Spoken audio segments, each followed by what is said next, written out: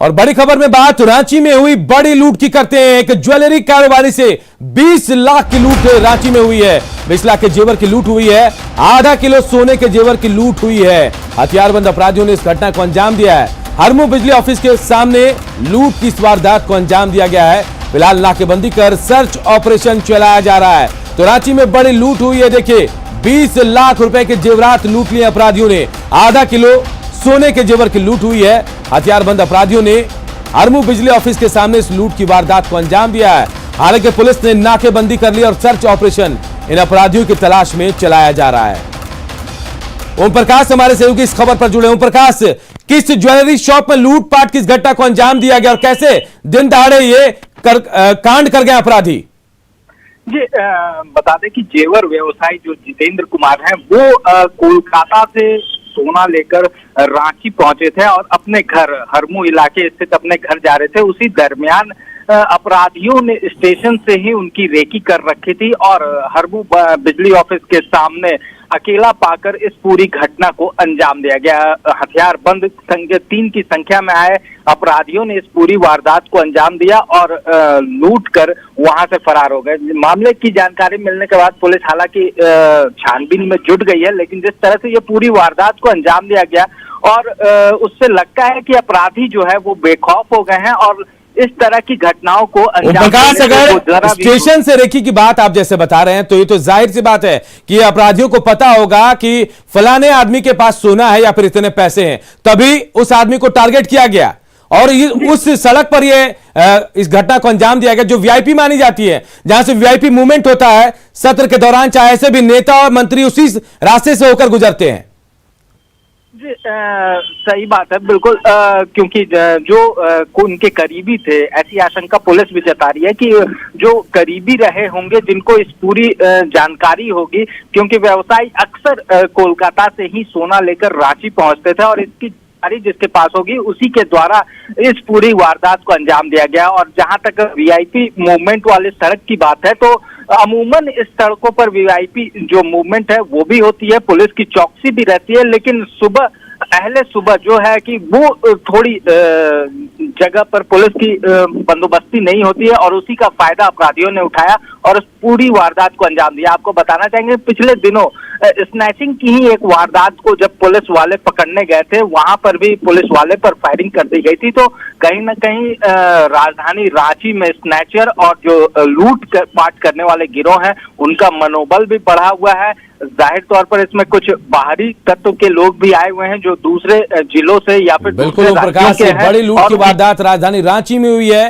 हथियार के बल पर बाइक सवार अपराधियों ने 20 लाख के सोने की लूट की है। आधा किलो सोने की लूटपाट की है। फिलहाल पुलिस इन अपराधियों की तलाश कर रही है।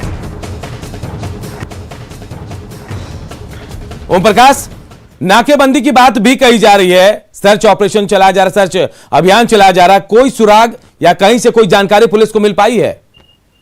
जी अब तक कोई खास जानकारी पुलिस के हाथ नहीं लगी है, लेकिन पुलिस का कहना है कि जल्द ही अपराधियों की गिरफ्तारी हो जाएगी, क्योंकि आपको बता दें कि ये जो पूरा इलाका है सारे जगह सीसीटीवी लगे हुए हैं, इंस्टॉल है और उसकी नजरों से बच पाना मुमकिन नहीं है अपराधियों का। इस वजह से पुलिस को भी उम्मीद है कि जल्द ही कामयाबी मिलेगी। फिलहाल सीसीटीवी फुटेज जो है वो खंगाले जा रहे हैं ताकि अपराधियों का सुराग मिल सके।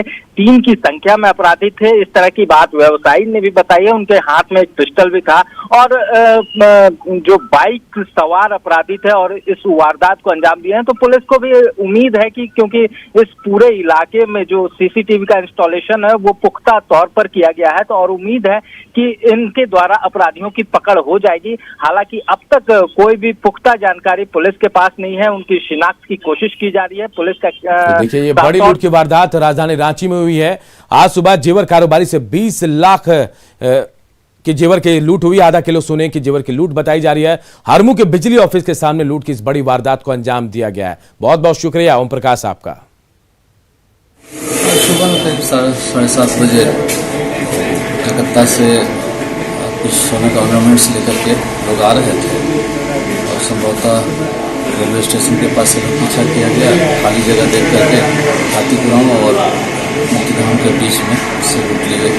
3 व्यक्ति थे, छानबीन चल रही है। तीन लड़के थे तीन लड़के थे सर, पल्सर से थे। दो ठो उतर गया, एक गाड़ी स्टार्ट किया हुआ था। एक ठो जो लड़का था लंबे सा था, वो पीछे आदमी था, उसको गिरा के पटक के बैग ले लिया। नहीं पता चला सर, लेकिन थोड़ा सा एहसास हो रहा था कि पीछे से कोई आ रहा है। स्कूटी में पिस्टल धराने दिया। पिस्टल सर हम लोग जैसे हम लोग गली क्रॉस किए बिजली बोर्ड ऑफिस के अपोजिट, उसी क्रम में जैसे ही हम लोग क्रॉस किए, उसी ज़्यादा मोड़ के कारण गाड़ी स्लो हुआ, तो उसी समय हम लोगों को। एक और बड़ी खबर इस वक्त लोहरदगा से आ रही है, जहां एक घर के किचन में भीषण विस्फोट हुआ है। किचन खोलकर बिजली का स्विच ऑन करते ही जोरदार धमाका हुआ। इसमें घर की छत गिर गई। हादसे में 2 लोग गंभीर रूप से घायल हो गए हैं। इसमें एक महिला और बच्ची शामिल है। धमाका घनी आबादी वाले रघुनंदन लेन में हुआ है। गैस लीक की वजह से विस्फोट की आशंका जताई जा रही है। विस्फोट की वजह से कई घरों की खिड़कियों के शीशे तक टूट गए हैं। घरों की दीवारों में दरार भी आ गई है। अदिति हमारे सहयोगी इस खबर पर जुड़ी हुई। अदिति, क्या कुछ अपडेट है आपके पास? क्या लोगों के घायल होने की भी खबर है? जी अनूप, हम आपको बता दें कि इसमें जो है 2 लोग घायल हैं, जिसमें एक औरत है रेखा देवी, जो कि किचन का दरवाजा जैसे ही खोली और लाइट जलाने के क्रम में तेज धमाका हुआ, जिससे पूरे घर के दरवाजे खिड़की उड़ गए और सीधे सीधे शीशे टूट गए। रेखा देवी उनके शरीर में आग लग गई, जिससे घर में मौजूद लोगों ने फौरन कपड़े डालकर आग बुझाया और सदर अस्पताल ले गए, जिसके बाद बेहतर इलाज के लिए उन्हें रांची रेफर कर दिया गया है। वहीं 12 साल की एक बच्ची को भी चोट आया है। घर में मौजूद सिलेंडर भी यथास्थित मौजूद है, लेकिन सिलेंडर का पाइप को भी नुकसान नहीं पहुंचा है। चौंकाने वाली बात यह है अनूप कि इतना जोर का धमाका कैसे हुआ, इसका पता नहीं चल पा रहा है। मौके पर सदर थाना प्रभारी मंटू कुमार। अदिति, क्या कुछ और घरों को भी नुकसान हुआ? ये भी जानकारी मिल रही है कि अगल बगल के जो घर है वहां भी नुकसान हुआ, दीवारों में दरारें आ गई हैं। जी, इसका धमाका 1 किलोमीटर की दूरी तक उसका आवाज पहुंचा। जो अगल बगल के घर है, उसके जो बालकनी है, वो उनको नुकसान पहुंचा है और काफी जोरदार धमाका था, जिसके वजह से लोग जो है वहां पे इकट्ठा तो हो गए, लेकिन तुरंत में वहां पर थाना प्रभारी के साथ पूरा पुलिस जो है वो भी जुटी, परंतु वहां पर तुरंत जो शीशे अगल बगल के हैं वो भी टूट चुके हैं। तो देखिए, जबरदस्त धमाका हुआ लोहरदगा में।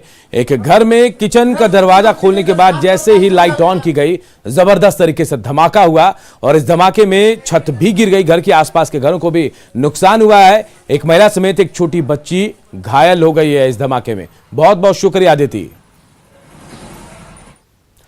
इधर रांची पुलिस ने नशे के सौदागरों पर नकेल कसी है। स्थानीय लोगों की मदद से पुलिस ने नशे के 2 सौदागरों को धर दबोचा। कांटाटोली इलाके से गिरफ्तार आरोपियों के पास से 12 से अधिक ब्राउन शुगर की पुड़िया बरामद की गई। वहीं गिरफ्तारी से पहले लोगों ने तस्करों की जमकर धुनाई भी की।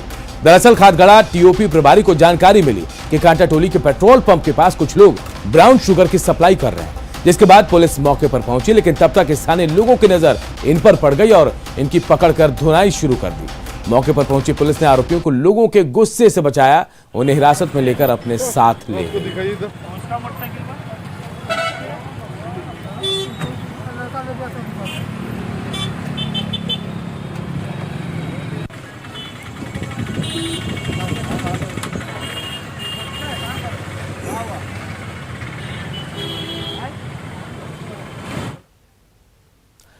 और बात मधुपुर विधानसभा में होने वाले उपचुनाव की, तो मधुपुर का उपचुनाव जो है रोमांचक मुकाबला यहां देखने को मिल सकता है। बीजेपी ने सीट के लिए गंगा नारायण सिंह को अपना प्रत्याशी बनाया है। वो आज मधुपुर से अपना नामांकन दाखिल करने वाले हैं। गंगा नारायण सिंह हाल ही में बीजेपी में शामिल हुए हैं। 2019 के चुनाव में वो आजसू प्रत्याशी के तौर पर उन्होंने 45,000 से अधिक वोट हासिल किए।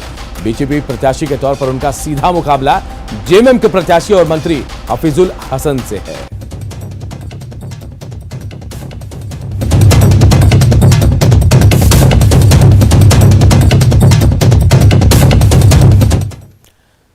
इससे पहले कल मधुपुर सीट से हो रहे उपचुनाव के लिए जेएमएम की ओर से हफीजुल हसन ने नामांकन दाखिल कर दिया। हफीजुल के लिए जीत के साथ ही पिता हाजी हुसैन अंसारी की विरासत को आगे बढ़ाना और मंत्री पद बचाना भी चुनौती साबित होगी।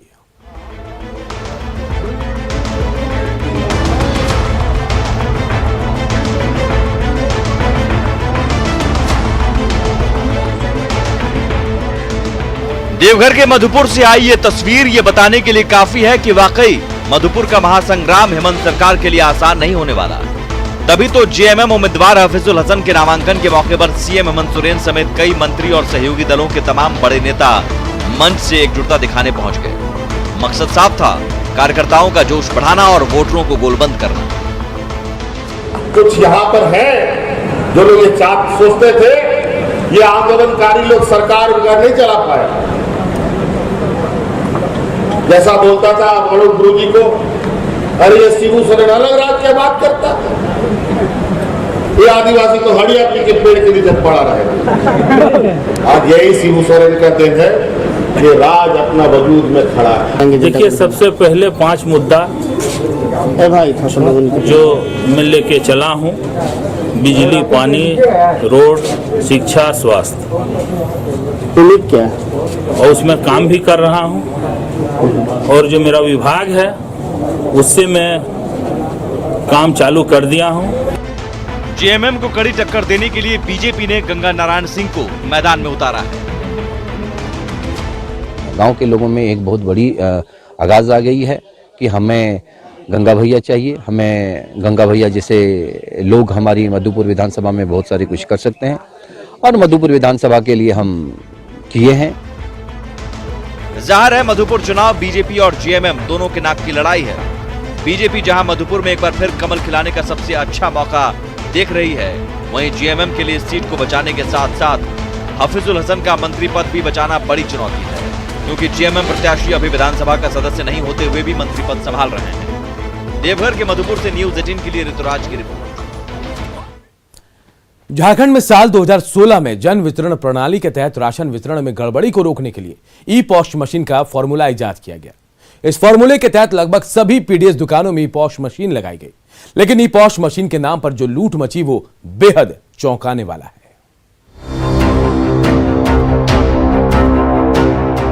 राज्य गठन के बाद से घपलों और घोटालों के लिए बदनाम झारखंड में सरकारी खजाने से लूट का एक और बड़ा मामला सामने आया है। ये लूट इतनी बड़ी है कि पहली बार में किसी को भरोसा ही नहीं होगा। जिस पीडीएस दुकान को खाद्य, सार्वजनिक वितरण एवं उपभोक्ता विभाग का सबसे अहम हिस्सा माना जाता है, गरीबों के निवाले से इसका सीधा सरोकार होता है, उसी पीडीएस दुकान में राशन वितरण में धांधली रोकने के लिए साल 2016 में पीओएस मशीन लगाए गए। लेकिन बाजार में जिस एक पीओएस मशीन की कीमत करीब 25,000 रुपए है, उस पर झारखंड सरकार ने हर साल 16,200 रुपए किराया और टैक्स ऊपर से दिया। यानी एक मशीन पर सरकार ने साल में 81,000 रुपए किराए दिए, और पूरे 25,500 ई पॉश मशीन के लिए सरकार ने 5 साल में करीब 210 करोड़ रुपए से अधिक किराया दे दिया। जब हमने विभागीय अधिकारी से इतने भारी भरकम किराए पर सवाल किए, तो वे इसके पीछे का गणित समझाने लगे। तो 1350 रुपये प्रति माह जो हम लोग रेंट दिया था ई पॉश मशीन में, उसमें 700 रुपये उसका रेंटल फीस होता है और 650 रुपये उसकी एनुअल मेंटेनेंस चार्ज या सर्विसिंग कॉस्ट, जिसमें मोबाइल सिम के साथ साथ जो यूआईडीए के वेबसाइट के यूआईडीए के पोर्टल के साथ बायोमेट्रिक ऑथेंटिकेशन का सॉफ्टवेयर अपडेट होता है, वो सारी भी चीज़ें उसमें इंक्लूडेड हैं। ठीक है, प्लस 18% जीएसटी है। हालांकि पीओएस मशीन के लिए इतनी बड़ी कीमत चुकाने वाला झारखंड अकेला राज्य नहीं है। झारखंड में एक पीओएस मशीन के लिए हर महीने 1350 रुपए किराया और टैक्स ऊपर से है। पड़ोसी राज्य बिहार भी हर महीने 1405 रुपए किराया दे रहा है, जबकि तेलंगाना में हर महीने 1650 रुपए, मध्य प्रदेश में हर महीने 1254 रुपए, पंजाब में 1775 रुपए, जबकि सिक्किम हर महीने सबसे अधिक 1999 रुपए किराया दे रहा है। गौर करने वाली बात यह है कि यहाँ किराया दे रहे सभी राज्य टैक्स अलग से दे रहे हैं, जबकि केरल ने रेंट में पैसा लुटाने के बजाय 26,350 रुपए की दर से पीओएस मशीन खरीद ली, तो उड़ीसा जैसे पिछड़े राज्य ने भी 28,500 रुपए की दर से मशीन खरीद ली। लेकिन अपनी मशीन खरीदने के बाद भी ये राज्य मेंटेनेंस के लिए अलग से खर्च करते रहे, और इसी आधार पर विभागीय अधिकारी को झारखंड में हुई इतनी बड़ी लूट में कुछ भी गलत नजर नहीं आ रहा। बाकी राज्यों से हमारा रेट कम है, ज़्यादातर राज्यों से, या कुछ राज्यों की इक्विवेलेंट है। कुछ राज्यों ने इसको एक मुश्त दर पे भी लिया है, जैसे केरल और उड़ीसा ने, लेकिन जिन्होंने एक मुश्त दर पे लिया उसके बाद भी वो annual maintenance cost per month की मेंटेनेंस कॉस्ट वो पे कर रहे हैं। तो अल्टीमेटली देखा जाए तो ओवरऑल कॉस्ट मेंटेनेंस को इंक्लूड करते हुए देखा जाए तो झारखंड राज्य का बाकी राज्यों के मुकाबले या तो कम है या उनके इक्विवेलेंट है। पीओएस मशीन के नाम पर सरकारी राशि की लूट के इस खेल को आम आदमी भी आसानी से समझ सकता है।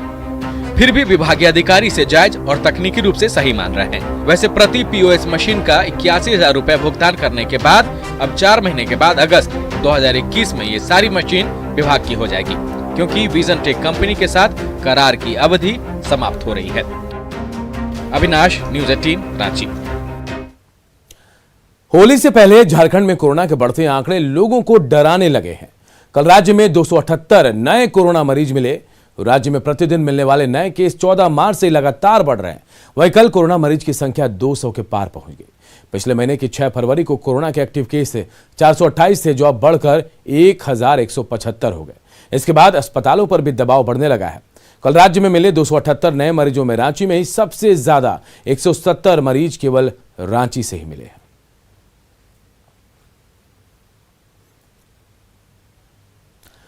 और देखिए, पिछले 5 दिनों की बात करें तो झारखंड में कोरोना संक्रमितों की संख्या लगातार बढ़ रही है।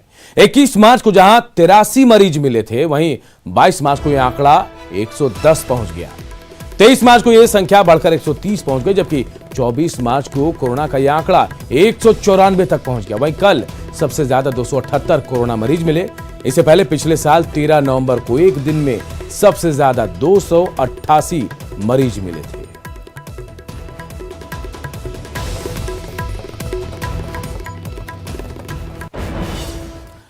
और जो आज झारखंड के इस बुलेटिन में इतना ही, लेकिन खबरें लगातार जारी है। देखते रहिए न्यूज़ 18 बिहार झारखंड।